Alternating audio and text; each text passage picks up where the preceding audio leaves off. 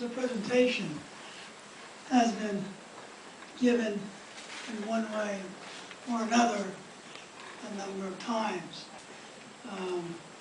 The one that I have up on the screen was choreographed by Tahi Joe for the Association for Heterodox Economics, and I had 1 hour to present it. That is not going to happen today. The point of it, as Tahi and others have suggested, is that I do not see any distinction between micro and macro. Professor Kriegel yesterday made it very clear that when he went to Cambridge, he had to do a bit of dancing to bring together Paul Davidson, macro, and money, who I had as a teacher, bring together Schaffer and the various activities at Cambridge in the Schaffian area at this time, because there was hell anything like that going on in the U.S. And thirdly, dealing with kind of Kalecki, kind of effective demand price models. And he did this very well because he got a PhD. The point is that the notion of micro and macro did not exist, had no possibility of existence in this kind of world, and that anybody who claims that post-Keynesian economics is macroeconomics would have been laughed out of court by Professor Kriegel and those who created post-Keynesian economics at Rutgers in the 1970s and early 80s. Post-Keynesian economics is not macro. It has no meaning. So that is my background, because I've had both Professor Kriegel and Professor Henry as my teachers, and that's the world I grew up in. Now, this seems perhaps a bit fanciful for those who somehow did not escape the curse of the macroization of post-Keynesian economics and the anti-Schaffian diatribes against Schaffians. Fortunately, Gary was able to escape these things and become a fully developed economist. But the question is, how could somebody think like this? What I want to do today is to do a bit of history of my own to show how one would come up with this particular orientation, which I have maintained ever since the mid-70s when I went into post-Keynesian economics. So it's a bit of a strange presentation. Sorry for the halting, but the cancer disrupts my speaking and breathing capabilities. Okay, let's go back to the screen.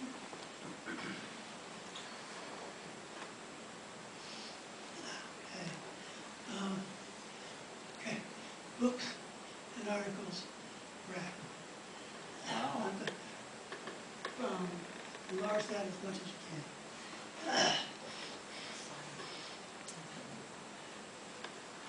can. Okay, for those of you who think that read stuff. Who cares? 1973, I get a job in Saudi Arabia, and I start reading economics. Actually started before that. I took 2 classes at New School. This was before many of you were born. I had a person there who replaced Hyman. I can't remember his first name. Stephen Hyman. Hyman teach a course on Karl Marx on Capital Volume 1, but got killed on an automobile accident. I had Frank Thompson instead. I was a pain in the ass to him, and I apologize. Probably the only thing they've ever done.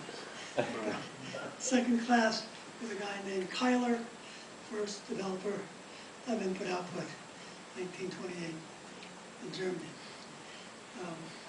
But that's kind of just background. So, what did somebody like me, who just coming in from economics, and I have a history background, would be reading? Well, 1974, in Saudi Arabia working, you know, light reading. This is what I do for light reading.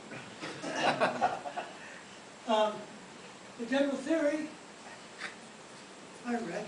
I'm not saying that I actually understood any of this.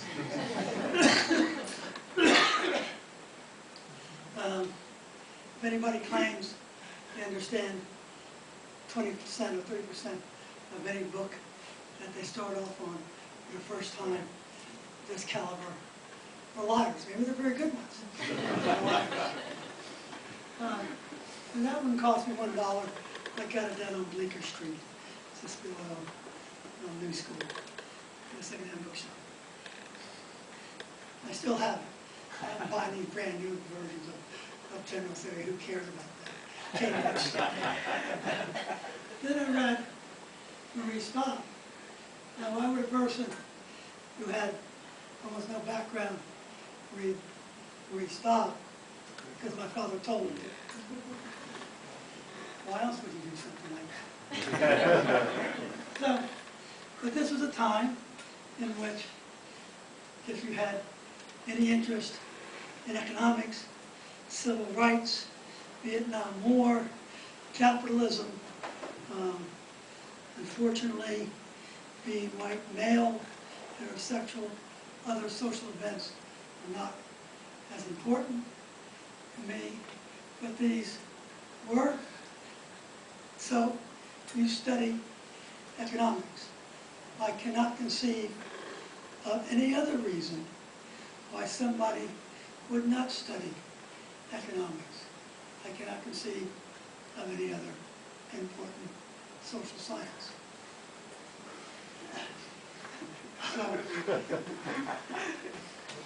So you read Ron and Sweezy. You don't ask who you read them. You just read them. So I read Ron and Sweezy, Galbraith, Nietzsche, 1975. I might have had a couple of competitors in the U.S. reading Dimitri in 1975. Not too many. Those who know that basically a precursor to some people were going to say Schaffer.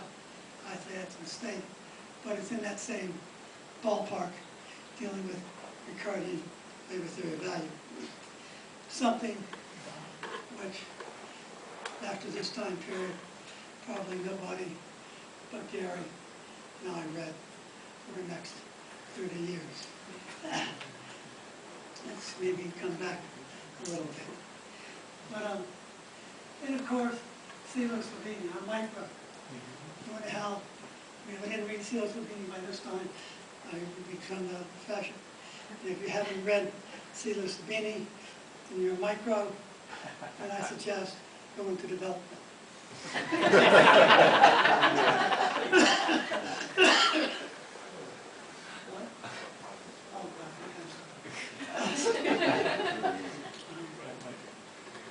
Ferguson, the best damn neoclassical intermediate micro text ever made. If you ever have a chance, this is your area. Okay. Let's start scrolling through it. You can see I go to Columbia University to pick up my undergraduate economics, and these are the kind of books and articles that I read. This is how I developed my background. The point is that I have input, output, price model. Have we gotten down to Kregel, Eichner, Straffa? Have we done that? This, I'm a micro person. Who in the hell cares about macro? But the point is that my micro was in many ways, indistinguishable from doing macro. Just a different way of approaching it.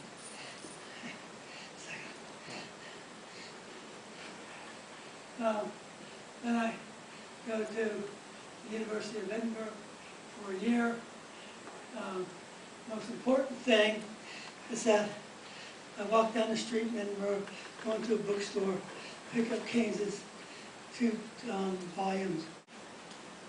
I come back, go down Rutgers, go back in '78, get shocked at prices, I'm on Cadrea, first person to read this book in the United States. People only got published a week before I showed up back in Maine. But in any case, beginning of the fall of 1979, an opening came up at Livingston College, where Nina Shapiro, who was on my dissertation committee, worked, as well as Jan Kregel, and they needed a micro person. Now, what's interesting is that most people who are heterodox would not teach micro, not look at micro. I'm one of the few people I know in my generation called Keynes, and we would have had an economy of a whole in which micro and macro would have been invisibly integrated, and there wouldn't have been the sectarian divide that still affects heterodox economics today of micro versus macro. The only drawback to this, is a substantive drawback, is that Paul Davidson wasn't in the room to wrap me across my knuckles to make sure that I had money in the framework. I am as a victim, not a victim, I am as guilty as many others who did not include money when it was obvious I had already had a mechanism of a chartless approach to have money in my micro. We just live and learn, and if I knew it all, you'd have other jobs. I don't, and you do have a job. So, when I say that there's a way to talk about the economy as a whole and still have micro and macro issues as what we want to address, and that none of it has to be based on anything that is related to neoclassical economics. I'm just doing what a second-year graduate student at Rutgers with outstanding professors suggested that was possible. Thank you.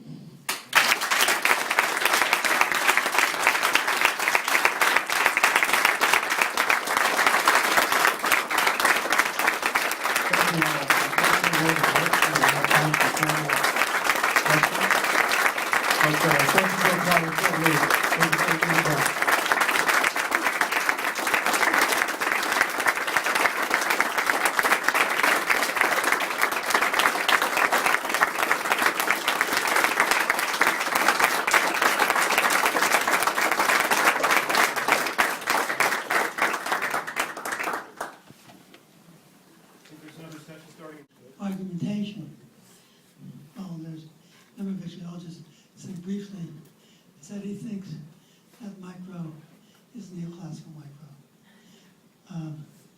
Now,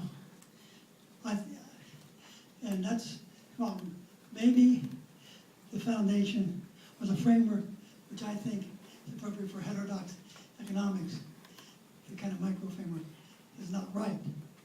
But it does not mean that there's only one kind. That we can construct a better way of understanding how capitalism works. And if that means throwing out Keynes as long as with Straffa, we damn well do so. We're not interested in people or in sacred ideas. We're interested in explaining why 1% has a lifestyle and others die on the street because of deliberate starvation.